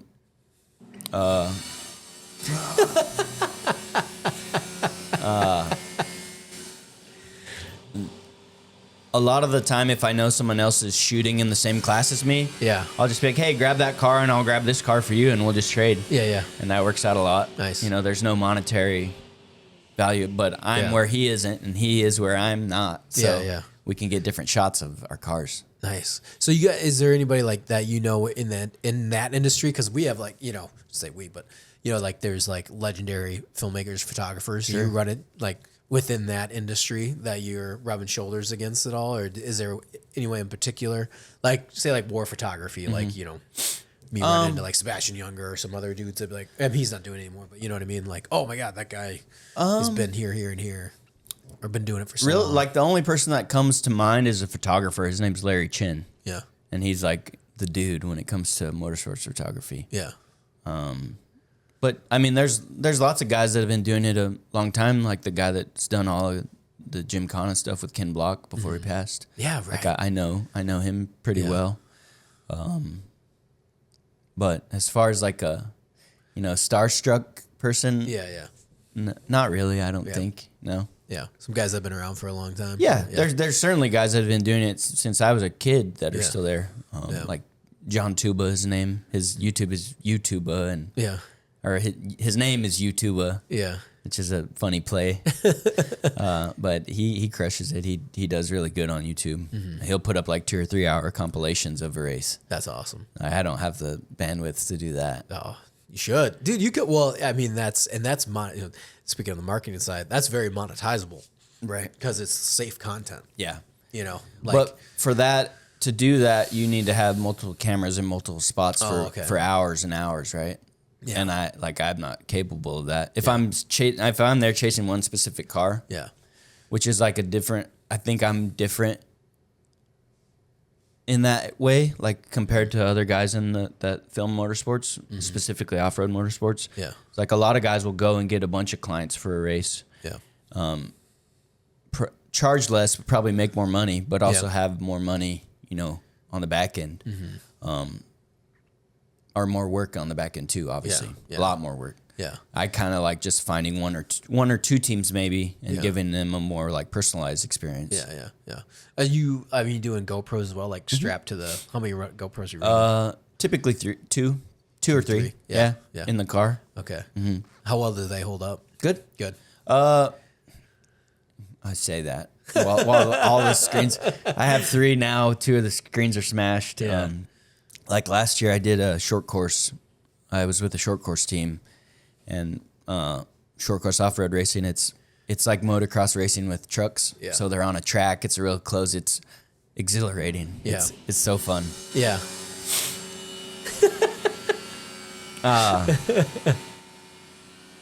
But a lot of rocks in the course. Yeah. GoPros, you'd break a lens every race if you have it forward facing. Yeah. The only reason I bring that up because the battle lab we're shooting now Yeah. is I think I was at 14 GoPros Jesus. all on one timeline, plus the Ronins, plus drones. Yeah. You know, so it was like, oh my God. Like I was multicamming it, but it's like I only, Right. you know, because it's 4 players on each side. So it's 8 for sure. And then it was like drones. And then it was all this other stuff Right. that was going on. And then we had stuff like in buildings too. Yeah. So, In desert racing, they hold up pretty good. Yeah. But the only issue is like at a pit stop, you got to make sure someone wipes the lens off. yeah. Because like the lens is going to get dusty no matter what. Yeah. And then, and I'll have between all cameras, I'll have, freaking 40 hours of footage, That's awesome. but I only need 30 Yeah. seconds of it, Yeah, yeah, so yeah. I'll kind of just scrub through and I'll find a Yeah. cool spot. And You then should do, man. That's what I mean, use. That's my take. You should just throw shit up on YouTube. Just do Sure. it. And, you know, it doesn't have to be good. It doesn't have to be good, but you know what I mean? Like, oh, hey, Right. check out the inside of a car for 30 minutes. Yeah. Some people get off on that. You Right. know what I mean? Like you'll find an audience that'll just be like, and I know I've gone down that rabbit hole. Like, Right. all right. I mean, I'm sure you've probably seen those guys that build like cabins in like the middle of the Russian woods. Yeah. In the, just like it's all time lapse. I'm like, man, that's pretty fun. You know what I mean? Right. Like, Can't I think, sleep at night. Yeah, I'm sure you can find somebody like, dude, this is inside of a race car for 4 hours. Right. I'll just throw it on in the background. Yeah. You know? No, well, with Starlink, Starlink's only been around, what, like 2 years, really? Oh, 3 yeah. years? Yeah. It's Intensively. Yeah. 3, 4 years. Yeah. It's changed the game of like distance off-road racing crazy. Like, Really? Because now, like in the last year, now every major car has a Starlink on it. So they Oh, can communicate immediately with their team, right? So they're like texting them and stuff yeah, like that? Oh, like wow. Okay. instead of having a sat phone or radio, which don't ever really work. Yeah, yeah. Now I can you have a Starlink in the chase truck, which is on the highway. Yeah. I have a Starlink in the race car. Yeah. I'm telling you, hey, we're 2 miles out. We need a rear right tire change. Yeah. Or whatever, Hey, we crashed. We're okay. Yeah. Blah, blah, blah. Hey, I need some snacks. Give me a water, whatever. Yeah. But that is like the safety aspect of it is massive. Yeah. Because it's immediate. Like we can even WhatsApp call, and it's crazy because we can be on the speakerphone in the chase truck, Yeah. talking to the 2 guys in the race car, and it's like sound muted. It sounds like you're having just a Yeah. normal phone call, and it's both of their helmets can talk to you. Yep. It's nuts Because it's the built-in speaker, so Yeah. it's like right away they're like, "Oh, hey, what's going on, man?" Yeah. It's like mute. It's it's crazy, but that also has opened up live streaming from the car.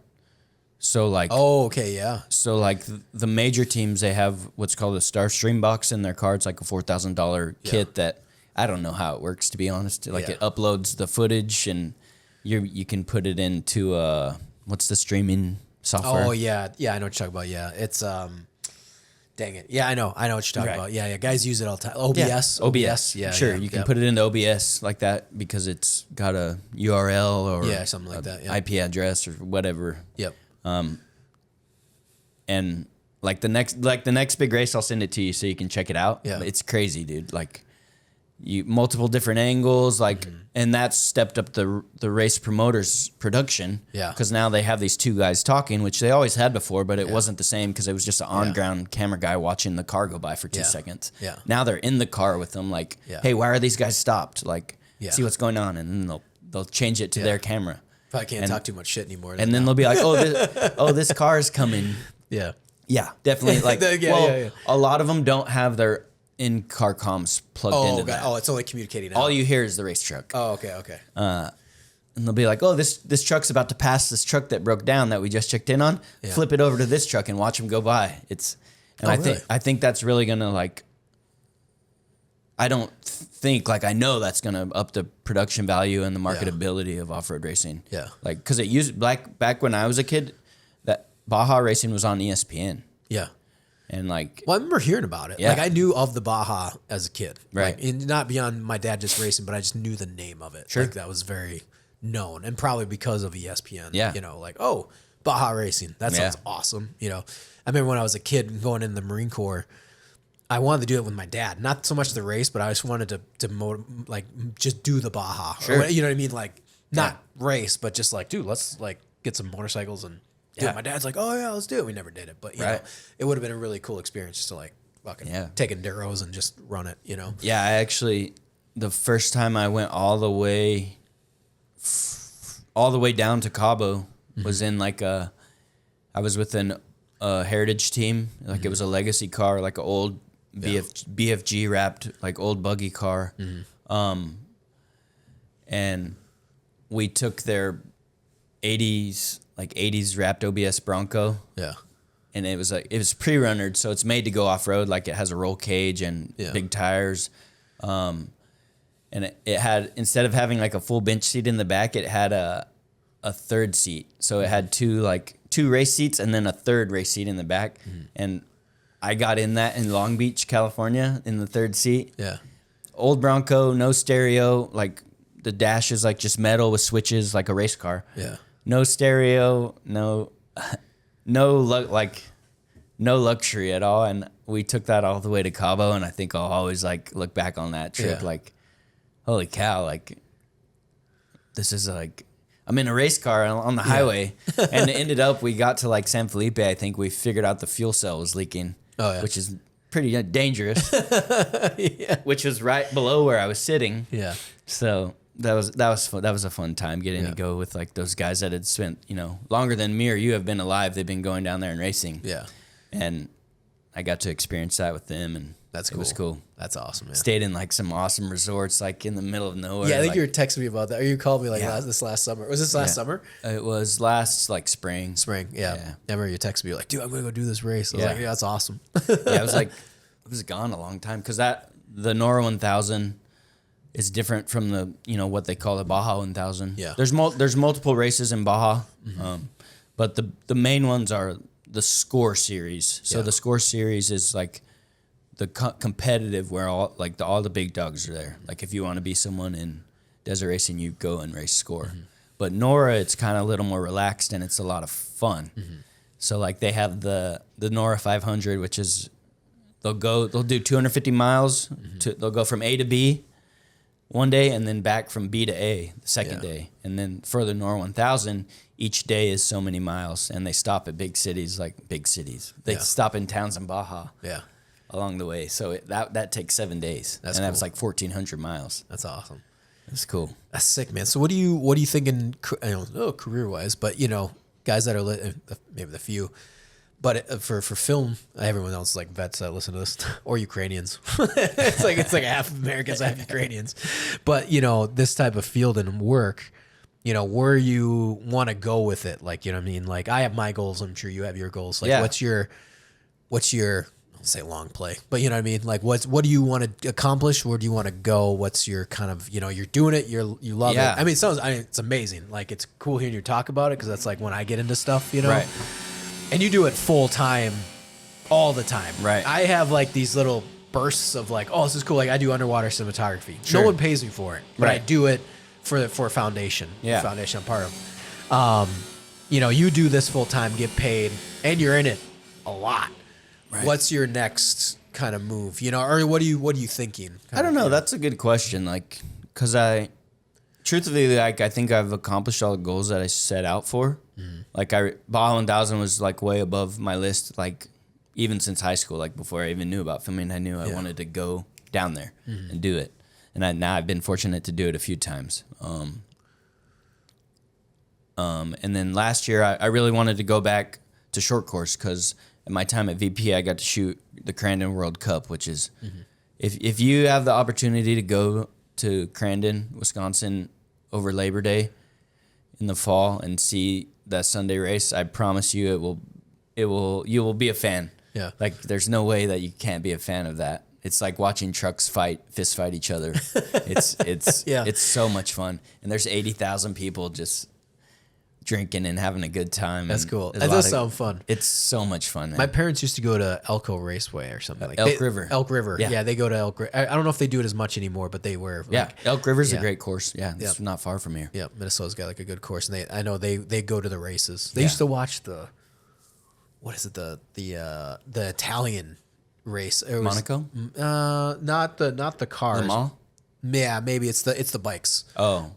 Whatever the bikes are. Oh, yeah. Crotch rockets that are going like. Oh, yeah, 300 Isle of Man. Isle of Man. Yeah, they would that's watch like- that at home. That's like in Ireland, right? Something like that. Yeah. They Scotland or- they got into that. I mean, they watch it. They don't like go to it, but then they'll go to races like in Yeah. Elk River. Isle of Man, that would be like Yeah. on average, like 7 people die a year at that race or something. Oh yeah. Yeah. That would be a cool one to go to, but Yeah. those bikes are moving so fast. Like, how do you even know who your guy is? Yeah. And then you see him and like you hope your shot was in focus. Yeah. The first like freelance motorsports gig I ever did was MotoGP in Austin. Oh yeah. No idea what I was doing, dude. Like, and motorcycles are small and they're very fast. Like, Yeah. it still would be hard to shoot. Yeah. Properly. Probably need something like wicked fast, like the I don't think of the A93 or whatever. It's like global shutter. Yeah. And it's like 120 frames a second. I mean, that's new. That's came out this last year. Yeah. Yeah. So, yeah. Are you? I mean, like, and does it translate? I mean, you said you're doing all this stuff. Like, you're doing all the film, all the racing. Is there like a place you want to go next, like in the race world, or I'll say extreme sports, but you know what I mean, like. You know, like a snowmobile racing, or like, you know, or you know what I'm saying, like something like, is there? So, like, I guess something like on a wish list or bucket list that I would love to do is big wave surfing. Yeah. Like go, Jesus. like go film freaking the Eddie Challenge, which Oh is my a God. famous big wave Yeah. thing in Hawaii that only happens if the waves are so big. Yeah. But like that would be super cool. Yeah. Just because that's In the water, or are you on like on land, long lensing it? I mean, I would get on a ski doo Oh, it freaks me out. with the lifeguard dude that knew how to keep me safe. I'm 100% down. I'm not going to be out there by myself on a ski doo. like you just Hell hang out in no. the water. Well, the two kids I worked with, I shouldn't say call them kids, they're like mid-20s, but they were big. They were surf filmmakers Mm-hmm. out in California. So he does film, like, I can't remember which surf Blaze. He shoots for one of the Red Bull guys. Oh, that's cool. But his family knew, like, he was family friends with this Red Bull Right. something or whatever, and he's like, yeah, he's like, his parents didn't want him to get into filmmaking. He's like, I'm doing it, and they're like, no, but he's. Doing it. You're literally with the If you're top. with the Red Bull guy, Yeah, you're exactly. set, Like right dude. out the gate, he was like, all right, like he's with the Red Bull guy. That's and cool. But he's a great. They shot the first season. I directed it, and then I shot the second season, like cam opping. But these two surf guys, Blaze and I wish I could remember their guys. Phenomenal shooters, like, Right. Actual.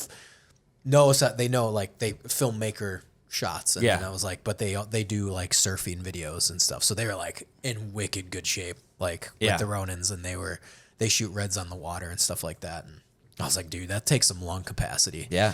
To be For sure. to be like hanging out in the water, and you know, something like that would be cool. Yeah. I'd really love to be in Baja when the team won. yeah, Fortunately, we haven't been able to do that yet. Yeah. Been close a lot of times, and the cards or the chips have been moving the right direction with the team I'm with. They got a new car last summer, and so there's bugs you got to work out. You know, new car isn't gonna win you a race right off the jump. More than likely, Yeah. it's gonna break somewhere.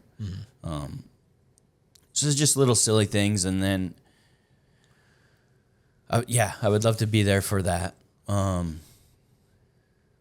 But outside of motorsports, I'm not sure, man. I'd like to do some hunting stuff. That would be fun, I think. Yeah. It's pretty similar to what I do. It's a slower pace. I think it would be yeah, a lot more hiking on foot, probably. Yeah. But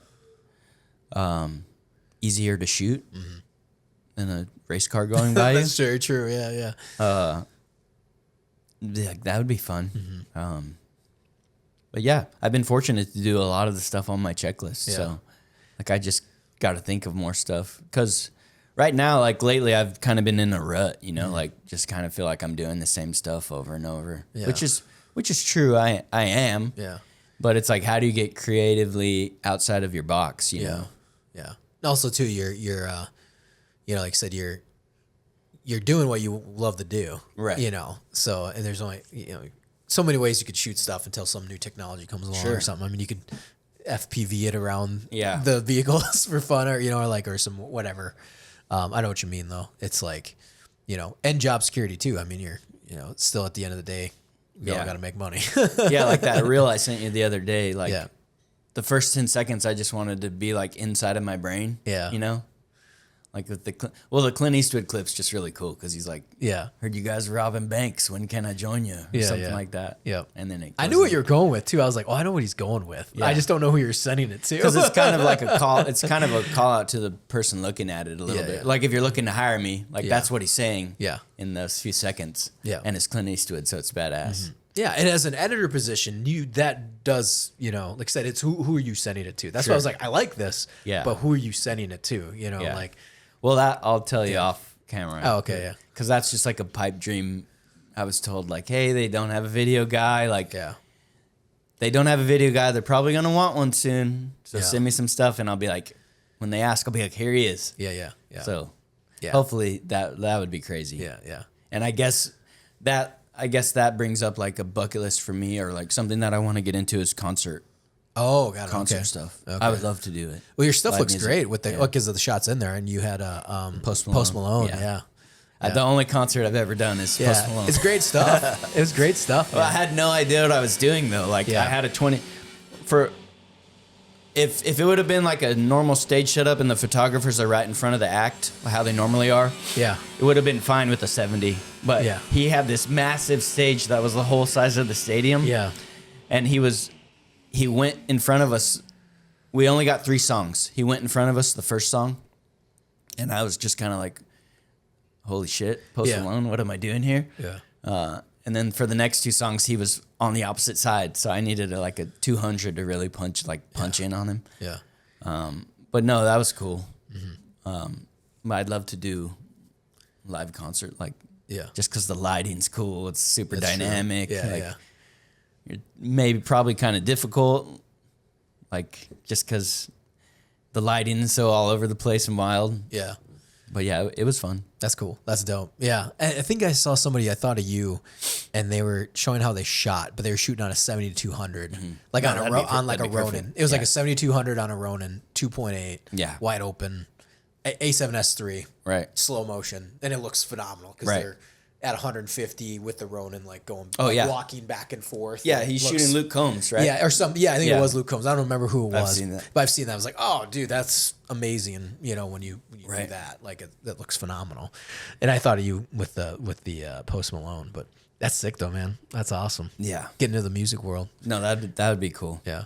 I would do that for sure. Yeah. Just go on a tour. Well, I with a heard band. Diddy needs somebody to film his stuff. All right, I'm in. He didn't pay the last videographer, exactly. and that's how 50 Cent got the documentary footage. Dude. It was funny. I was like, I'm glad we segued in because before you showed up, I literally was listening to it was called comedians commenting on the Yeah. Diddy documentary. And then my sister-in-law was like, oh, did you watch the Diddy documentary? We had Christmas this last weekend for my wife's family. Crazy, And dude. yeah. And I was like, I got to watch this because all the they're all talking about it. I'm Right. like, oh my God, I got to watch this documentary. So I might bust that out tonight. Yeah. But yeah, looking for a guy that's looking. Yeah, of course he doesn't pay though. So Yeah. from No, what I hear. the whole reason that documentary exists is because he didn't pay the videographer. Yeah. and It 50 looks Cent amazing. paid him. Apparently, somebody Right. was like, that's how I heard. you it. I haven't watched it No, yet? I haven't watched Oh. it. No, I've only heard. Oh, you gotta watch it. Comedians Yeah, dude. making fun of and then people speculating and all this. He other hired stuff. a vlogger to follow him around Yeah. pre-trial. That's what they're saying, and then Yeah. 50 got all the footage, and they don't know who it was apparently. Right. So, but obviously, clearly, Diddy probably knows the guy was with him the whole time. Right. But that guy, whoever 50 got a hold of him and then bought all the footage. Yeah. Which is phenomenal. That's awesome. Yeah. He was trying to make a comeback video for post trial, and then 50 Cent ends up buying it and using it Yeah. against him in a Netflix documentary. Eesh. Did you see it? Did you watch it? Oh, okay. All right. it's- I got to watch it. It's not good. It's a good documentary, It's good, but documentary, it but is it's not good. for Yeah, him. that's what I've heard. Yeah. No. Yeah. No, he gets implicated in a lot of stuff. It's the implication. Yeah. Yeah. Yeah. No, that's yeah. I have to check that out. Well, shit, man. Hour 45, hour 47. Cool. Yeah, man. Yeah, it's been fun. It was awesome. Pumped having you on. Where can people find where can people find you? Where Yeah. can they see your work? They want to hire you. It's like one of those things. Sure, It's yeah. like, dude, it's cool because you're doing one, proud of you because you're crushing it. You're it's very few people keep going in this industry, Right. especially after, I've seen you start from the very get go. Right. We're running in Alaska together, which is also like, you've had a pretty awesome career. Oh, for Come to sure. think, like right out the gate, like Yeah. I think I'm fortunate sometimes. I didn't do anything near as cool as you. Like Right. you got the hop line, like we're doing dog mushing in Alaska. Were you driving the snowmobile or was it odd? Yeah, you're driving. I was driving and hauling all the gear on the trailer. Exactly. sled. You're hauling that. So I'm on the back of a sled that you're pulling, and we're chasing a Navy SEAL, Jeff Reed, who's amazing, Dog as musher. dog musher in Alaska. It's snowing in February.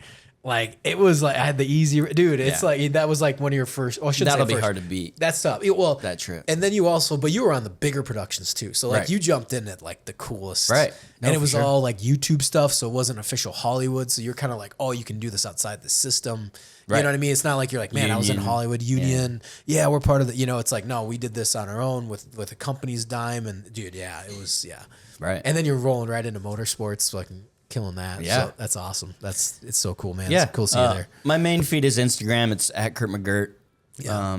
My bio has my company linked where What's your company at? Redundant Media. Yep. Yeah. That page is just all of my work. Yeah. Obviously, my personal page is a lot of my dog. Yeah. Hell yeah. Yeah, you have a pretty cute dog. But yeah, Instagram is the main feed. Yeah. LinkedIn if you want to be professional, I guess. Curtis Summers. Nice. Awesome. Well, also Merry Christmas because this episode's Yeah. going up on Friday. Oh wow, Merry Christmas. Awesome, bro. Thanks for coming on. Thank you.